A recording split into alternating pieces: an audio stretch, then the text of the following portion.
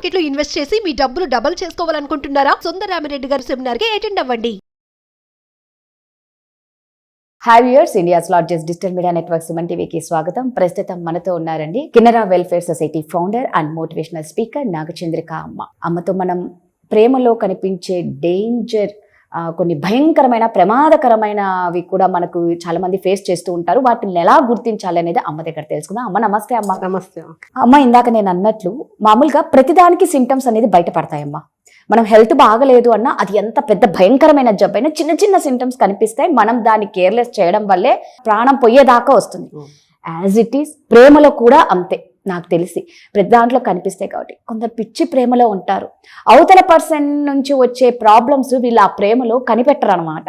అంటే చిన్న చిన్న సింటమ్స్ మనకు అర్థం ఎలా చేసుకోవాలి? అవతల పర్సన్ మనల్ని డేంజర్లో పెడుతున్నాడు, మనకు ఒక ప్రమాదకరమైన సిచ్యువేషన్. ఇప్పుడు చాలా మంది చూస్తూ ఉన్నామమ్మ, ప్రేమను నమ్మి అమ్మాయి కానీ అబ్బాయి కానీ బలి అయిన వాళ్ళు చాలా మంది ఉన్నారు. అక్కడ దాకా పోకుండా, ప్రాణాలు పోకుండా, మనం నిన్న చూసుకున్నా కూడా గండిపేట ఇన్సిడెంట్. ఆ అమ్మాయి ఎంత చిన్న ఏజ్ అంటే కేవలం అబ్బాయి కాలేజ్లో డ్రాప్ చేస్తానని చెప్తే, అంటే ఒక లవర్ మీద ఉన్న నమ్మకం రేప్ చేయించి చంపడం అనేది నిజంగా భయంకరమైంది. అది అలా కాకుండా ఎలా కనిపెట్టాలంటారు? ఎవరైనా సరే, ఆడ అయినా మగ అయినా. ప్రేమ అనేది ఒక నమ్మకం. నమ్మకం ఉన్నప్పుడే ప్రేమిస్తాం అవతల వాళ్ళ మీద. ఒక నమ్మకము ఇక చెప్పడానికి లేదు. ఆ ప్రేమ అనేది అలౌకికమైనటువంటి ఒక భావన, అది ఉంటుందన్నమాట. మనిషి అవతల వాళ్ళని నమ్మి మనము ప్రేమించినప్పుడు ఆ ప్రేమలో అన్నీ వచ్చేస్తాయి. ఇంకా నమ్మకము, తర్వాత ఆత్మీయత, బాధ్యత, త్యాగము, అన్నీ అదే ప్రేమ అంటే. అసలు అంటే ప్రేమలో కూడా చాలా రకాలు ఉంటాయి కొన్ని, కానీ నిజమైన ప్రేమ వేరే ఉంటుంది. అది అట్లాంటి ప్రేమ అది ఇద్దరిలో ఉంటే ఓకే. అది ఒకసారి అది ఒక్కరిలోనే ఉండొచ్చు. అది మగ అనలేము, ఆడ అనలేము. ఎనీహౌ ఏదైనా సరే ఒక మనిషిని మనము వ్యక్తిగతంగా ఇష్టపడి నమ్మి మనము వాళ్ళు కావాలి, ఆ కేర్ వాళ్ళది, ఇవన్నీ చూసినప్పుడు మనకు అనిపిస్తుంది ఈ వ్యక్తితో మనం ఉంటే బాగుంటుంది, నేను భద్రంగా ఉంటాను, నేను హ్యాపీగా ఉంటాను అని ఒక నమ్మకం ఉన్నప్పుడే అవతల వాళ్ళకి మనము సరెండర్ అయిపోతాం. ఆ సరెండర్ అంటే ప్రేమతో సరెండర్ అయిపోతాం అనమాట. సో కొంతమంది ఏంటంటే నిజంగానే ఫస్ట్ ప్రేమ ఎట్లుంటుందో లాస్ట్ వరకు అదే ప్రేమలో కొంతమంది చూపిస్తారు. చాలా తక్కువ మంది కదా. తక్కువ మంది. చాలా మంది ఏంటంటే మనం ఎప్పుడు నమ్మి ఎక్కువ ప్రేమించి ఎక్కువ ఇష్టపడతామో చులకన చేసేసుకుంటారు వాళ్ళు అవతల వాళ్ళు కూడా. ఇదేంట్లే పోతారు. అది ఆడ కావచ్చు, మగ కావచ్చు, మనం ఒక్కరిని అనడానికి లేదు. ఇలా కూడా ఉంటాయి. కానీ ఎక్కువ శాతం జెంట్స్లో నుంచే వస్తూ ఉంటుంది. ఎందుకంటే ఇప్పుడు జరిగే పరిణామాలన్నీ చూస్తున్నాం కదా. అది అట్లాంటి ప్రేమలో మనము పడ్డప్పుడు ఫస్ట్లో ఉన్నప్పుడు ఎంతో ప్రతి క్షణము కలవాలనిపించడము, కలిసి మాట్లాడుకోవడము, ఇంకా కలిసి భోజనం చేయడం కావచ్చు, ఎప్పుడు చూసినా వాళ్ళ సన్నిధిలో ఉండాలనుకోవడము, వాళ్ళ మాటలు వినాలనుకోవడము, ఇట్లాంటివి చాలా ఉంటాయి అన్నమాట. అంటే రెండు పక్కల నుంచి వస్తుంది, కలుస్తూ ఉంటారు, చేస్తూ ఉంటారు. కొద్ది రోజులు గడిచిపోయిన తర్వాత ఎవరిలో ఒకరిలో ఒక మార్పు వస్తుంది. అదే మన సింటమ్స్ అలా. అంటే ముందు ఉన్నంత ఇంట్రెస్ట్ లేకపోవడము, ఫోన్ చేసినా తీయకపోవడము, మాట్లాడడానికి వచ్చినా కూడా లేనని చెప్పమంటాము, ఇట్లాంటివి కూడా రావద్దనడము, అట్లాంటివి కొద్దిగా స్టార్ట్ అయినప్పుడే యువతల వాళ్ళు కొంచెం అలర్ట్ అయిపోవాలి.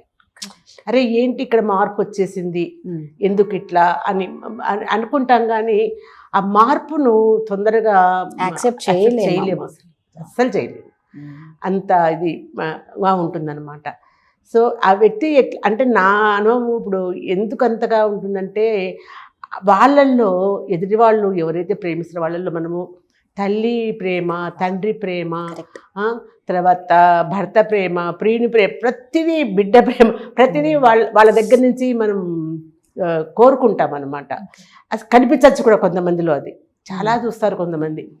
అలా ఉన్నప్పుడు ఏం చేస్తాం, మన సర్వస్వం వాళ్ళే అనుకుంటాం. 24 గంటలు వాళ్ళ గురించి ఆలోచించడము, వాళ్ళు ఎక్కడికి రమ్మంటే అక్కడికి రావడము.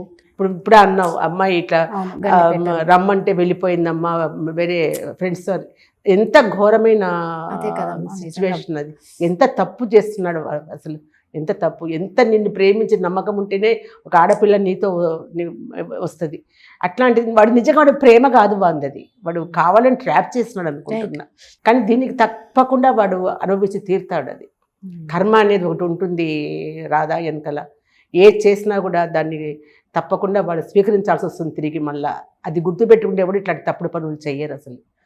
ప్రేమించినప్పుడు సరే నీకు ఒకవేళ కొద్ది రోజుల తర్వాత నీకు ఇష్టం లేకపోతే చెప్పేసే, అంతే కదా, చెప్పేసే. క్రమంగా కొద్దిగా వాళ్ళు జీర్ణించుకుంటారు. ఇందాక మీరు అన్నట్టు ఒక నమ్మకం మనిషిని ఎక్కడికైనా తీసుకెళ్తుంది చూడు. ఆ ప్రాణం అంటే అమ్మాయి ఇప్పుడు నిజంగా ఆ అమ్మాయి కూడా ఫస్ట్ లో ఏమన్నా వీడి దగ్గర నుంచి కనిపించింటాయి కదా, వీడు నన్ను అంటే ఆ అమ్మాయి గుర్తించలేకపోయిందేమో. గుర్తించలేము అది. అయినా మనసుకు ఏమనిపిస్తుందంటే ఒకవేళ అది అన్నా కూడా అది వాడి మీద ఉండే ఒక ప్రేమతో, ఆమె నమ్మకంతో ఎక్కడో చిన్న మార్పు కనిపించినా కూడా దాన్ని ఆమె అరిగించుకోలేదు. ఇంకోటి కూడా ఏం కాదు, నేనేమైనా పొరపాటు పడుతున్నానేమో అనుకుంటాం అంతే తప్ప, అంటే ఆ వ్యక్తి మీద అంత నమ్మకం ఉంటుందన్నమాట. సో ఎక్కడికి పిలిచినా ఇప్పుడు మన అన్న తండ్రి మన వాళ్ళు ఎక్కడికైనా పిలిస్తే మనం వెళ్ళమా?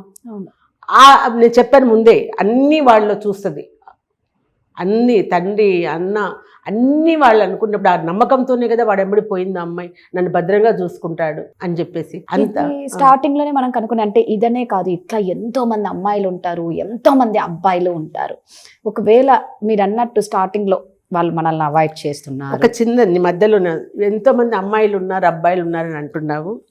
ఎంతమంది అమ్మాయిలు అబ్బాయిలు ఉన్నా అమ్మాయిలు అబ్బాయిని ఎక్కడ రేప్ చేశారని ఎక్కడ రాలేదు. అమ్మాయి తీసుకెళ్ళిపోయి మోసం చేసి 10 మంది ఆడవాళ్ళకి అప్పగిచ్చినారని చెప్పి ఎక్కడైనా విన్నావా? మగాడు చేస్తున్నాడు తప్ప తప్పు, వాడు రేప్ చేయొచ్చు, ఇంకా 10 మంది మగాళ్ళతో పంచుకోవచ్చు. ఏ ఆడదైనా వాడిని రేప్ చేసి లేదా తన స్నేహితులతో తీసుకెళ్ళి ఎక్కడికన్నా రేప్ చేయించింది అనేది నువ్వు చరిత్రలో విన్నావా? నేనైతే వినలే. మరి ఎంత డిఫరెన్స్ ఉంది అక్కడ? అంటే నేను ఏదో మగాళ్ళని ఏదో తిట్టిపోస్తున్నా నేను అంటం లేదు, జనరల్గా చెప్తున్నాను. నేను ఎంత నిన్ను ఇష్టపడి ఎంత నమ్మితే నీతో వస్తుందిరా వెదవాన్ని, ఎందుకు ఇంత ఘోరమైన పని చేశావు? ఆ బిడ్డ జీవితమే నాశనం చేశావు కదా. వాళ్ళ అమ్మా నాన్న వాళ్ళకి తీరని 10 నెలలు మోసి కానీ చదివించి ఎన్నో ఆశలు పెట్టుకొని ఉంటారు ఆ తల్లిదండ్రుల. దారుణం ఏంటంటే ఆ బిడ్డ కోసమే వీళ్ళు అక్కడ ఉన్న ఊరి ఇల్లు వదిలి ఇక్కడికి వచ్చారు. ఇక్కడికి వస్తే ఇక్కడ ఇలా అన్యాయంగా అమ్మాయే పోయింది. అంటే మీరు అన్నట్టు కొంచెం మనం జాగ్రత్తగా ఉండాలేమో. మీరు అంటున్నారు చూడండి, మనల్ని అవాయిడ్ చేస్తారు, బ్లాక్ లో పెడతారు, బ్లాక్ చేస్తారు. అప్పుడైనా మనం ఇంకా వద్దు అనుకొని కష్టం అనిపిస్తుంది మనసుకు, నేను కాదండంలే, కానీ మెల్లగా మన మనసును మనం స్వాధీనం తెచ్చుకొని మన జీవితం మనం బతకడానికి మనం ముందుకెళ్ళాలి తప్ప వీడి లేకపోతే మన జీవితం లేదు అని ఎప్పుడు అనుకోకూడదు. మొదటి నుంచి అయితే వాళ్ళు ఉన్నారా మనతో తోడుగా పుట్టినప్పుడు. నేను ఇదే ఫస్ట్ తెచ్చుకుంటా ఎవరికైనా కూడా. ఫస్ట్ నుంచి లేము, మధ్యలో వచ్చావు, మధ్యలో వెళ్ళిపోతున్నారు.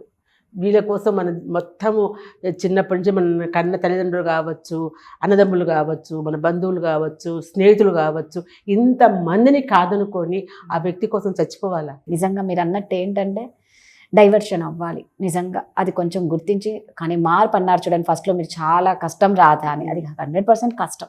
ఎందుకంటే ఒక మనిషిని ప్రాణంగా ప్రేమించి వాడి నుంచి ఒక డేంజర్ వస్తుంది, వాడు నన్ను వదిలేస్తాడు లేదా ఇంకేదన్నా చేస్తాడు అనేది అది నిజంగా అంత ఈజీ కాదు.